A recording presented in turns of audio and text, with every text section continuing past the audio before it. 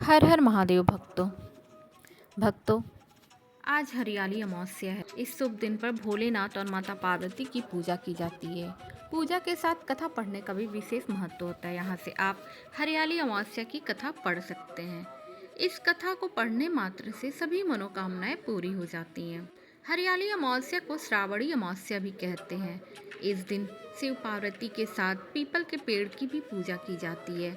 मान्यता है कि अमावस्या के दिन पीपल की पूजा करने के बाद कथा सुनने व पढ़ने मात्र से जीवन के सभी संकट दूर हो जाते हैं और जीवन में सुख समृद्धि आती है। आइए कथा का श्रवण करते हैं। प्राचीन काल में एक प्रतापी राजा था। उसका एक बेटा और एक बहू थी।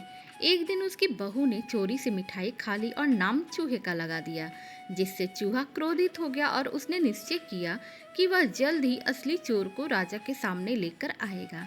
एक दिन राजा के महल में कुछ मेहमान आए जो राजा के कमरे में सोए हुए थे। चूहे ने रानी की साड़ी ले जाकर उस कमरे में रख दिया।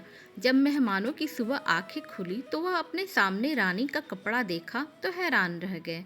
जब राजा को इस बात की जानकारी मिली तो उसने अपनी बहू को महल से बाहर निकाल दिया, जिसके बाद रानी पूजा पाठ में लग गई और वह अब रोजाना शाम में दीपक जलाकर ज्वार उगाने का काम करती थी। प्रसाद के रूप में वह सभी को गुड़ धानी बांटा करती थी।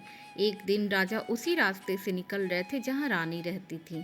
तभी उनकी नज़र उन दीपक पर पड़ी और उन्होंने अपने महल वापस लौटकर सैनिकों को जंगल भेजा और कहा कि तुम देख कर आओ कि वहाँ क्या चमत्कारी चीज़ है। सैनिक जंगल में उस पीपल के पेड़ के नीचे जा पहुंचे। तभी उन्होंने देखा कि दिए आपस में बात कर रही थीं और सभी अपनी अपनी कहानी बता रही थीं।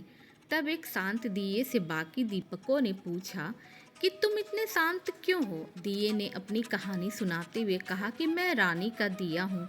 तब उसने कहा कि चूहे ने रानी की साड़ी मेहमानों के कमरे में रख दी थी और इसके लिए बेकसूर रानी को महल से निकाल दिया गया और जो पाप उसने नहीं किया वह उसकी सजा भुगत रही है।